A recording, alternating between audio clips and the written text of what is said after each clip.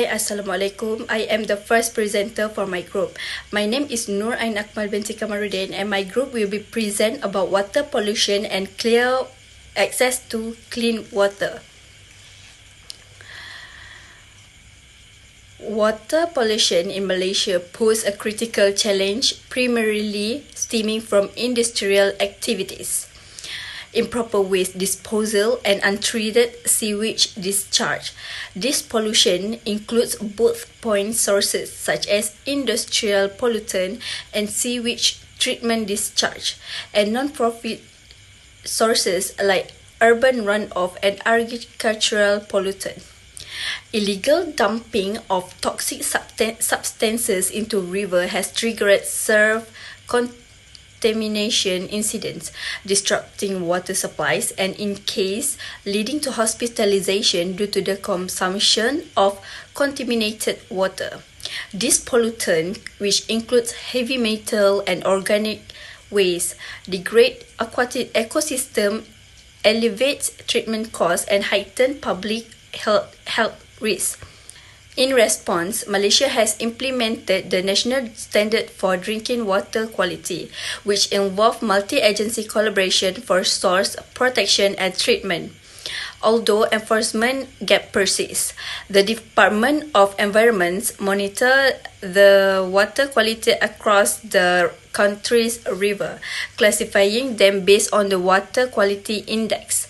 To combat water pollution, the environmental quality increased the maximum fines for illegally polluting inland water. Simultaneously, community initiatives like the River Management Project empower local through clean-up, water monitoring, and ecological training, fostering environmental stewardship and helping to document pollution sources. Balancing stringent policies with grassroots engagement remain essential for water access in Malaysia and other developing nations grappling with similar governance and infrastructure challenges. Major causes of high concentration of suspended sediments in a river include mining operation, housing and road development, logging, and forest cleaning. So I will pass to the next presenter. Next, moving on to the first detail of the issues, the Klang River, once a vital waterway for trade and daily life, now face a series of serious challenges that threaten its health, its ecosystem, and the people who depends on it. First and foremost, pollution is the Klang River's biggest enemy. Over the years, nearly 94,000 tons of waste has been removed from its waters, including not just the plastic bottles and bags, but also refrigerators, tires, even motorcycles and sofa. About 80% of these pollutions come from sewage plants, but the river is also burdened by the waste from food outlets, workshops, factories, homes, and wet markets. In some places, the water is so polluted it classifies as Class 4 or Class 5, unsafe for recreation or drinking. Shockingly, as the cleanup and restoration works continues, more than 10 bodies, including infants, has been discovered in the river since 2022. The grim finds a stark reminder of the river's neglect and the need for greater public safety and awareness. Years of rubbish and sediment have been made the river shallower, reducing its capacity, making the floods more likely during heavy rain. That's why projects like the Selangor Maritime Gateway are working to increase the river's capacities by up to 40%.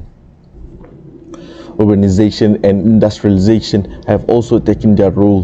The river's natural course has been altered, its bank eroded, and its waters silted up by tin mining, deforestation, and construction. But perhaps the biggest challenge is the lack of civic awareness. Many people still treat the Klang River as a dumping ground, not realizing the impact on the water quality, public health, and the environment. This pollution doesn't stay in the river, it threatens our water supply and the health of the entire ecosystem. The Rasa water treatment plant, for example, will soon rely on Klang River water to supply millions of people, but only if the water quality can be improved. And also the problem doesn't end here. The Klang River is the world's second largest contributor of river-based plastic pollution to the ocean, harming marine life far beyond Malaysian shores. The Klang River's problems are serious but not unsolvable. With stronger enforcement, better education and a shared sense of responsibility, we can restore the river to its former glory and ensure it remains a vital resource for generations to come. Next on, I will pass to Aiman to explain the next details of other issues. Sungai Kelantan, one of Malaysia's longest rivers, winds over 240 kilometers, carving its way through paddy fields, villages and towns before spilling into the South China Sea. But beneath the surface of its reddish waters lies a growing crisis. In the upper basin around Kuala Krai and Gua Musang, uncontrolled logging activities have stripped hillsides bare. When rain falls, loose soil, sediment and agrochemicals wash into the river, turning Sungai Kelantan muddy, choking its flow with silt. These sediments reduce water quality and increase the risk of floods downstream.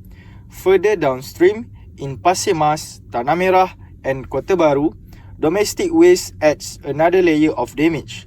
Garbage bags, food wrappers, plastic bottles, these are not rare sighting but everyday scenes along the river banks.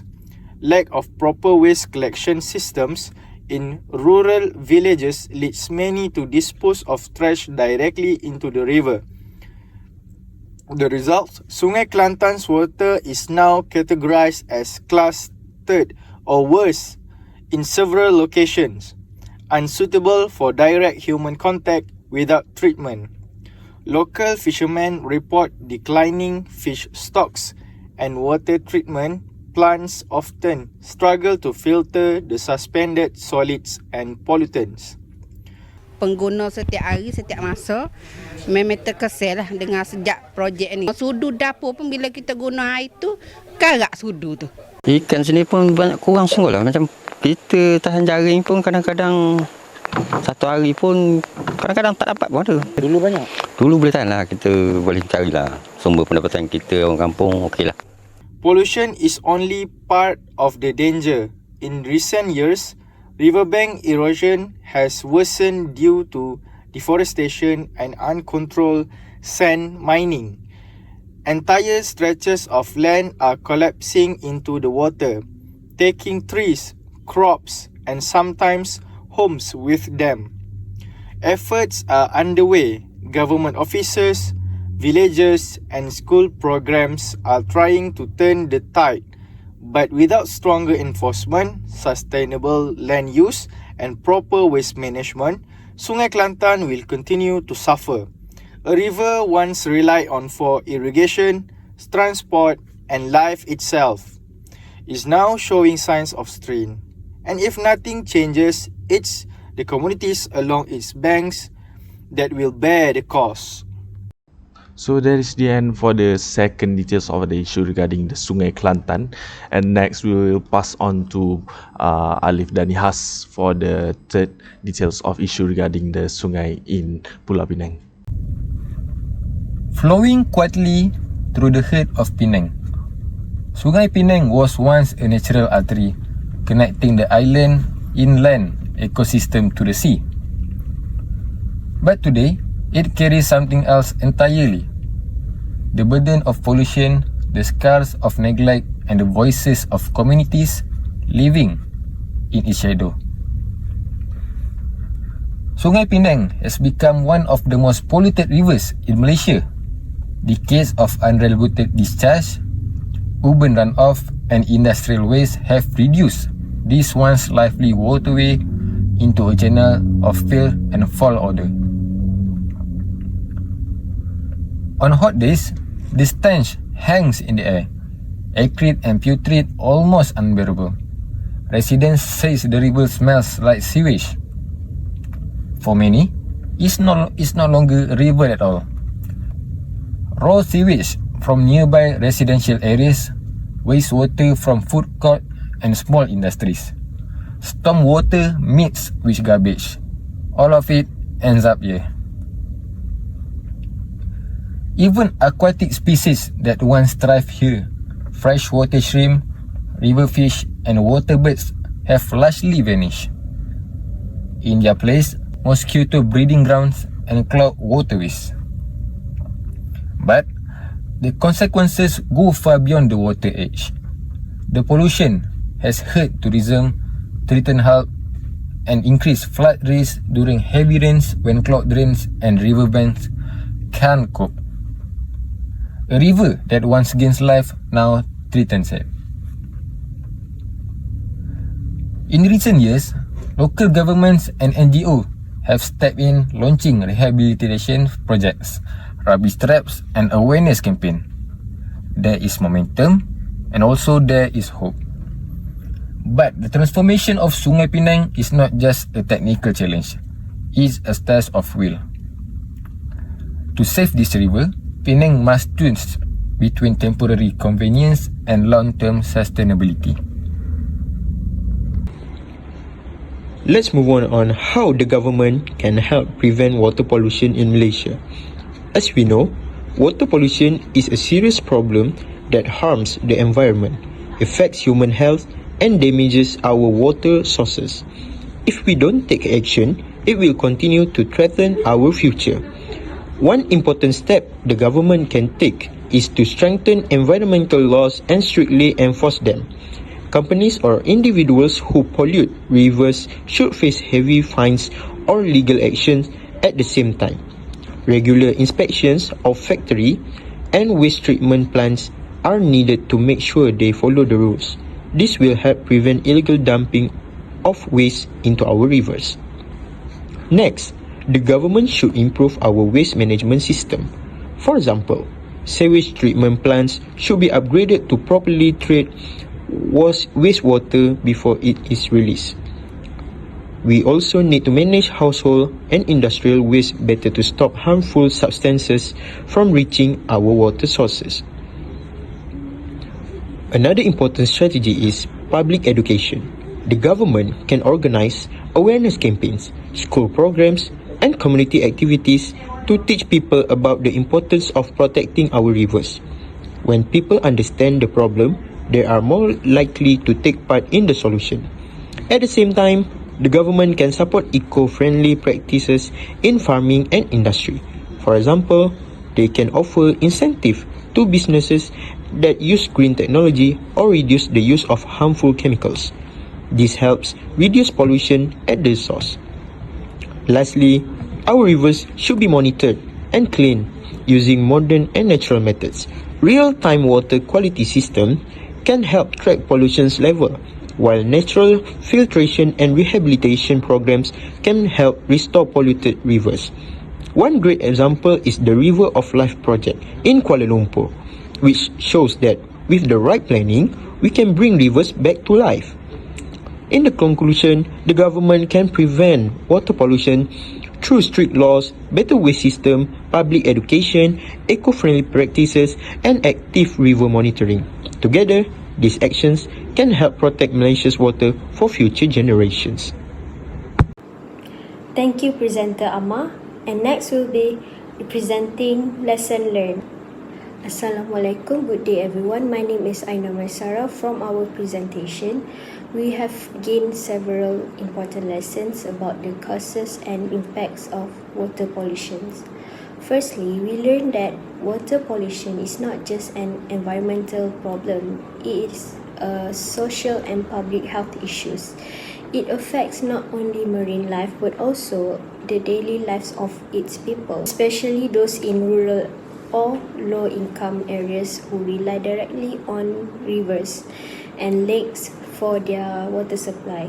And secondly, we discovered that the causes of water pollution are often linked to human activities such as industrial waste, improper sewage disposal, agriculture runoff, and even littering.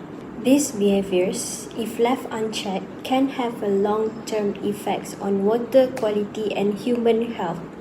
Thirdly, through our discussions on policies and initiatives, we realized that government efforts such as environmental regulations and cleanup programs are crucial.